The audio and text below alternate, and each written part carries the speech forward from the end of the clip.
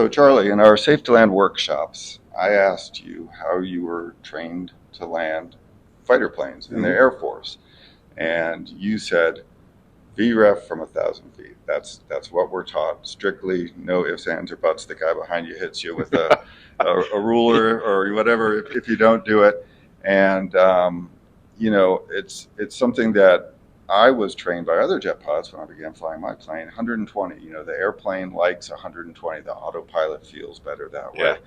I came from flying a 421, a big piston twin, and you wanted to be at 120 on final in case you lost an engine.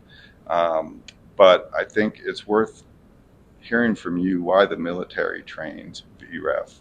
It was one of the things that I noticed when I started flying citations almost a decade ago now, that it was just different in the way the community treated final approach speed. And it might be the reason that one of the early references we found to stabilized approach actually allowed you to be VREF to VREF plus 20.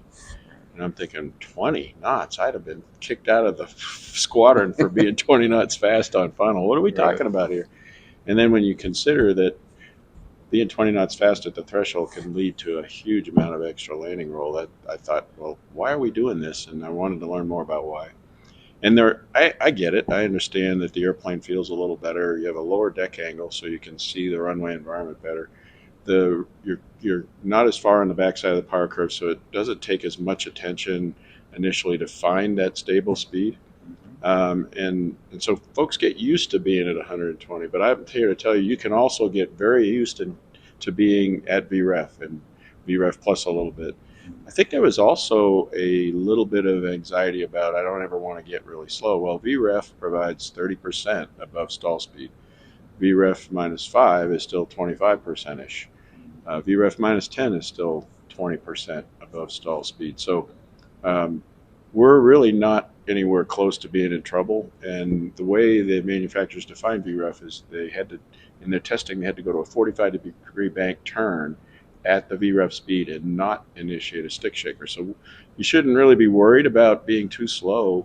You don't want to be in a decelerating, unaware loss of energy state, but that doesn't mean you can't get as accustomed to flying right on VREF, and VREF to VAP on the PFD is a really easy window to target.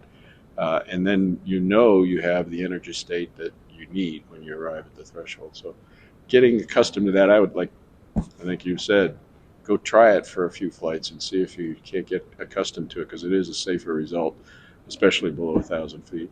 Right, and I think we purposely chose our speed band on the stabilized approach as VREF plus 10 to minus 5. Oh, yes, exactly.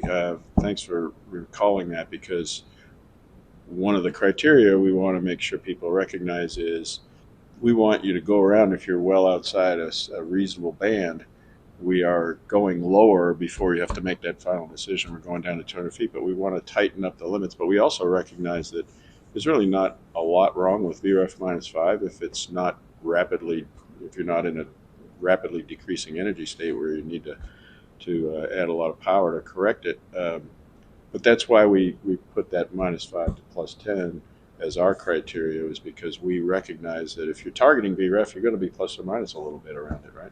Right, and so after you told me about that in our workshop, how strict the military was on VREF, I thought, well, if it's good enough for them, I'm going to give it a try.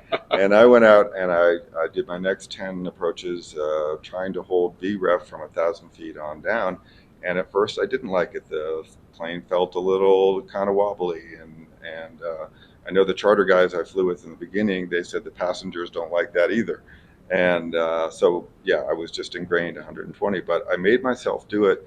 And the biggest surprise to me was not that the plane performed so much differently. I got used to it. The autopilot does fine. The autopilot works fine. It takes a little adjustment. But what shocked me was how much more attention span I had available on that last 1,000 feet to consider going around or evaluate where my GPL was visually and things like that. I was shocked at how much easier it is to fly a steady energy state down I used to think I was a great pilot by coming in at 120 and slowly decelerating and hitting VRef right over the numbers. That was a demonstration of my superior pilot skills. But you were eating up a lot of brain power to make that happen, right? I had nothing left to consider the go around. Yeah. And just magically, even though I was hitting VRef over the numbers, when I have a steady VRef, my landings are shorter, my target is better, and that's a great observation. There's Yeah. no doubt that one of the hardest things to do is to transition from one steady state to another steady state. And if you're already at the one you want, coming down final, it's going around or landing is just a lot easier. So we're trying to build a system that, again, aligns with how people fly. Right. And my suggestion, again, is just go try VREF from 1,000 feet. Do it 5 or 10 times. See how you feel. See how your landings improve or don't, and make up your own mind. But I was really surprised at how much available space I have to consider going around. Yeah. Now. It's a less stressful thought for me. That's great. So anyway, until next time, fly safe. Thank you.